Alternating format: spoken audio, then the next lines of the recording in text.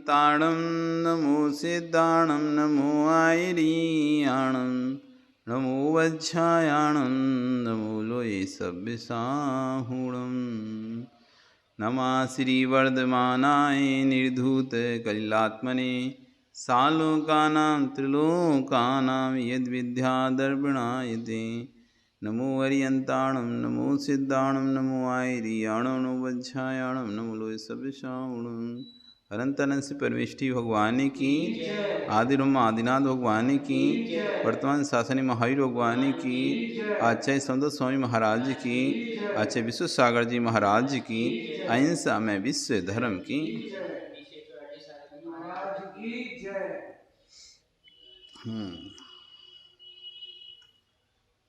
आज सम्यक दृष्टि की उत्पत्ति के स्थानों को उपसंहार करना है। बहुत दिनों से समझा रहे हैं कि सम्यक दृष्टि बनो, सम्यक दर्शन प्राप्त करने के बाद ये प्राप्ति होती है। अब आज उसका उपसंहार करते हैं, क्योंकि हमने सबसे पहले बताया था कि जो सम्यक दर्शन प्राप्त करता है उसको क्या मिलता है, दिव्य देवों का सुख मिलता है। जो सम्यक दर्शन प्राप्त करता है उसे चक्रवर्ती का सुख प्राप्त होता है। जो सम्यक दर्शन प्राप्त करता है वो तीर्थंकर पद को प्राप्त करता है। जो सम्यक दर्शन प्राप्त करता है वो मोक्ष को प्राप्त करता है। ये चार गाथ श्लोक पिछले हमने 4 श्लोकों में ये हम बता रहे थे, पिछले 4 श्लोकों से आज ये उन 4 श्लोकों का एक साथ उपसंहार करके आचार्यवन उन्हीं 4 बातों को फिर से पुनः, उपसंहार का मतलब होता है कि जो हमने कह चुके हैं उसी को एक बार संक्षिप्त रूप में पुनः कह देना, ये उपसंहार होता है। प्रतिज्ञा, हेतु, ये अनुमान के 5 अंग होते हैं, पक्ष, प्रतिज्ञा, हेतु, उदाहरण, उपनय और निगमन। तो अब ये उसका निगमन कर रहे हैं। उदाहरण को वापस प्रतिज्ञा को दोहराना कि हमने क्या प्रतिज्ञा की थी, सम्यक दर्शन की प्रतिज्ञा की थी। सम्यक दर्शन ये मिलता है, सम्यक दर्शन ये मिलता है, सम्यक दर्शन ये मिलता है। तो ये अंतिम, क्योंकि अनुमान के 5 अंग हैं। कोई भी बात को समझाना होता है तो पहले उसकी वो रखा जाता है, प्रतिज्ञा किए थे हम इस बात को समझाएंगे, ये प्रतिज्ञा होती है। प्रतिज्ञा मतलब कोई कार्य को करने की दृढ़ता। तो हम आचार्य भगवान ने सम्यक दर्शन समझाने की प्रतिज्ञा की थी, हम सम्यक दर्शन के बारे में आपको समझाएंगे। और उन्होंने इसके लिए अनेक हेतु दिए। बीज का हेतु दिया कि जैसे भैया बीज है, बट का वृक्ष, छोटा सा बीज बाद में जाके बड़ा हो जाता है। फिर उन्होंने वृक्ष का उदाहरण, जड़ का उदाहरण दिया, जैसे जड़ नहीं हो तो कहते हैं वृक्ष की कीमत नहीं होती, यदि सम्यक दर्शन नहीं हो तो ज्ञान चाहिए की कोई कीमत नहीं थी। फिर उन्होंने कर्णधार खिवटिया का उदाहरण दिया, खिवटिया का हेतु दिया कि भैया समुद्र को पार करने के लिए जैसे क्या कहते नहीं नाव की जरूरत होती है, ऐसी संसार संपात करने के लिए सम्यक दर्शन रूपी नाव की जरूरत है। और उसमें नाव में जो नाविक होता है चलाने वाला उसकी जरूरत है, ऐसी इसमें सम्यक दर्शन की जरूरत, कर्णधार। ऐसे करके हेतु और उदाहरण दोनों दिए उन्होंने, अनेक प्रकार से समझाया, अनेक प्रकार से उदाहरण दिए कि भैया स्वान, सम्यक दर्शन के प्रभाव से स्वान देव हो जाता है और देव स्वान हो जाता है। सम्यक दर्शन से मुनि, सम्यक दृष्टि गृहस्थ श्रेष्ठ है मिथ्या दृष्टि मुनि की अपेक्षा, ये भी उन्होंने कह दिया। मुनि से भी श्रेष्ठ कर दिया सम्यक दृष्टि को। यदि कोई मुनि मिथ्या दृष्टि है और कोई श्रावक सम्यक दृष्टि है तो श्रावक बड़ा है, मुनि छोटा है, ये भी बता दिया। और भी अनेक प्रकार से उन्होंने समझाया सम्यक दर्शन के बारे में कि ज्ञान और चाहत में कोई मुख है तो सम्यक दर्शन है। दर्शन ज्ञान चाहता, दर्शन ज्ञान चाहत में कोई साधने वाला कोई चीज़ है तो दर्शन साधने वाली चीज़ें, ज्ञान चाहे तो बात की बात चीज़ है। इस तरह से उन्होंने प्रतिज्ञा की, हेतु दिए, उदाहरण दिए, उपनय दिया, उदाहरण को दोबारा से बताते रहे। अब निगमन करके अंतिम में प्रतिज्ञा अपनी वापस कि जो हमने बताया है उसको हम एक बार और आपको दोहरा के इस विषय को अब यहाँ पर समाप्त करते हैं। आगे ज्ञान और चाहत के बारे में फिर हम चर्चा करेंगे। तो आज 41 नंबर के श्लोक में सम्यक दृष्टि कहाँ का उत्पन्न होता था, ये पिछली 4 गाथाओं में जो उन्होंने कहा था, श्लोक में जो कहा था, उन्हीं 4 श्लोकों को आप एक श्लोक में बोल रहे हैं। अब सोचो प्रज्ञा, कहाँ 4 श्लोकों में बात करी थी, अब कहाँ 4 श्लोकों की एक ही श्लोक में वो बोल रहे हैं। तो इस श्लोक को हम पढ़ेंगे अंतिम इस प्रथम सर्ग का, यानी प्रथम अपन कह सकें खंड का। ये पहला खंड था सम्यक दर्शन, इसका अंतिम श्लोक 41वां नंबर का। देवेन्द्र चक्र महिमान मनेयमानम,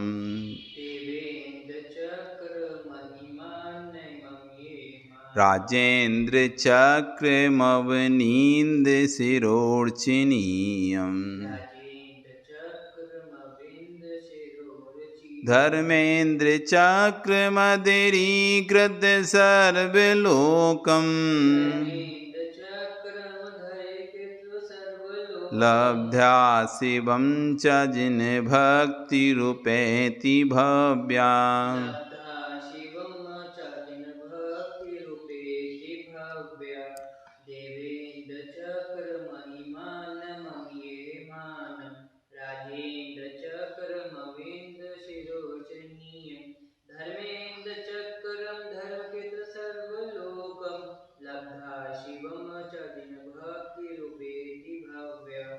अब यहाँ कह रहे हैं जिन भक्ति भव्या, जो जिनेन्द्र देव का जो भव्य जिनेन्द्र देव की भक्ति करता है उसको सम्यक दर्शन प्राप्त होता है। वह व्यक्ति क्या क्या प्राप्त करता है? देवेंद्र चक्र, यानी देवेंद्रों के समूह। देवेंद्र मतलब होते हैं इंद्र, इंद्रों का भी, देवों का भी जो इंद्र कौन हो गया? सौधर्मिंद्र। देवों का भी इंद्र किसको बोला जाता है? सौधर्मिंद्र। उसका समूह, चक्र यानी समूह, सौधर्मिंद्र के समूह में यानी देवों के मुखिया के समूह में महिमान, महिमान होता है यानी ऐश्वर्य, महिमा, महिमा कहते हैं ना, पर महिमा यानी ऐश्वर्य को, और कह रहे हैं अमेमानम यानी अपरिमित ऐश्वर्य को, जिसकी कोई सीमा नहीं है। एक तो परिमित होता है, एक लिमिटेड होता है, और एक अनलिमिटेड होता है। अनलिमिटेड में क्या? कोई सीमा नहीं होती, कितना यूज करना है करो, जितना चाहिए वो चाहिए। तो ऐसे ही कह रहे हैं कि देवोंद्रों के समूह के बीच में अपरिमित, जिसका कोई सीमा नहीं, ऐसे ऐश्वर्य को प्राप्त होता है। जो जैन देव का भक्त होता है वो भव्य जीव देवेंद्रों के समूह में अपरिमित ऐश्वर्य को प्राप्त होता है। उसके जैसे ऐश्वर्य किसी के पास नहीं होता। और जगत में आज तो ऐश्वर्य की है, जिसके पास जितना ज़्यादा ऐश्वर्य उसके आज उतनी ज़्यादा कीमत। तो ऐश्वर्य। अब दूसरा क्या है? राजेंद्र चक्र, राजाओं का इंद्र बनता है, उनके समूह में अवर्चनीय अवनींद्र यानी राजाओं के सिरों से अर्चनीय, यानी राजाओं के मस्तकों के द्वारा जो अर्चनीय होता है। राजाओं में जो इंद्र होता है, तो राजा में इंद्र कौन है? चक्रवर्ती, जो संपूर्ण राजाओं के इंद्र है। और जिसको क्या कर रहे हैं? अवनींद्र यानी राजा सिर नमाकर नमस्कार कर रहे हैं। संपूर्ण राजा जिसको सिर नमाकर नमस्कार करेंगे, और जो संपूर्ण राजाओं का मुकुट होगा, शिरोमणि होगा, राजेंद्र चक्र यानी चक्रवर्ती बनेगा। राजाओं के समूह में जो संपूर्ण राजाओं के द्वारा जो वंदनीय है, ऐसा चक्रवर्ती पद को प्राप्त करेगा।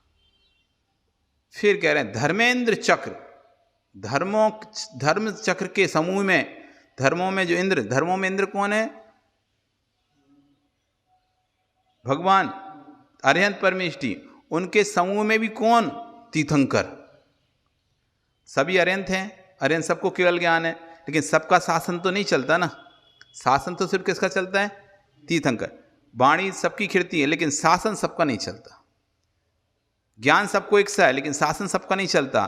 शासन को चलता है तो तीर्थंकर का चलता है। तो धर्म चक्र में भी मुख होकर कौन करेगा? अध्रीकृत, अध्री यानी नमस्कार करवाएगा, कृत सर्व लोग संपूर्ण लोग जिसे सिर झुकाकर नमस्कार करेंगे, ऐसा तीर्थंकर बनेगा। तीर्थंकर ही ऐसा है जो तीन जगत के लोगों के जीवों का शिरोमणि होता है, जिसका शासन चलता है तीनों लोकों में। आज वर्धमान स्वामी शासन यही नहीं चल रहा, मध्यलोक के साथ तीनों लोकों में उनका शासन चल। तो कह रहे जो तीन लोक में, तीनों लोकों के को नीचा करके सब लोग जिसको उत्तम करेंगे, जिसे उत्तम करेंगे, उसे उत्तम मानेंगे, तीन लोग को नीचा मानेंगे लेकिन उसे उत्तम मानेंगे, ऐसा धर्म चक्र को धारण करने वाला तीर्थंकर होगा। तीर्थंकर ही धर्म चक्र को धारण कर पाता है, ठीक है ना। तो धर्म चक्र को यानी उसके द्वारा तो आगे धर्म का वो चलता है ना नाम, जैन शासन, जिन शासन चलता है। सामान्य केवली से जिन शासन नहीं चलता, सामान्य केवली से जिन शासन नहीं चलेगा। सामान्य के लिए से सिर्फ धर्म उपदेश हो जाएगा, लेकिन जिन शासन को इसे चलेगा उसका नाम है तीर्थंकर, ठीक है ना। तो तीर्थंकर पद को प्राप्त होगा।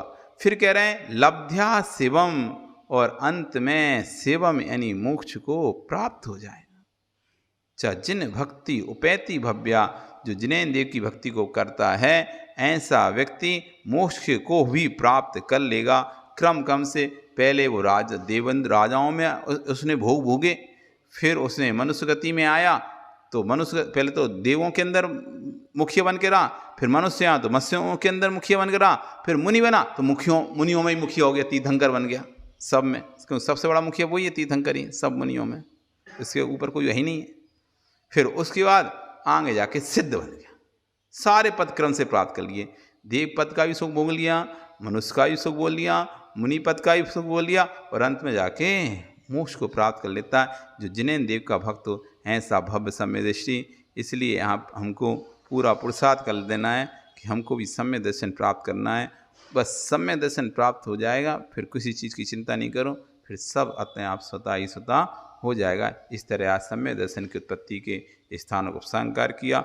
अब आगे के श्लोकों में सम्यक दर्शन के बाद सम्यक ज्ञान, उसके बारे में चर्चा करेंगे, क्योंकि जहाँ सम्यक दर्शन होता है वहीं सम्यक ज्ञान होता है, जहाँ सम्यक दर्शन नहीं होता वहाँ सम्यक ज्ञान भी नहीं होता, क्योंकि एक युगपद एक साथ चलते हैं दोनों। जहाँ एक होगा वहीं दूसरा होगा, जहाँ एक नहीं है वहाँ दूसरा भी नहीं।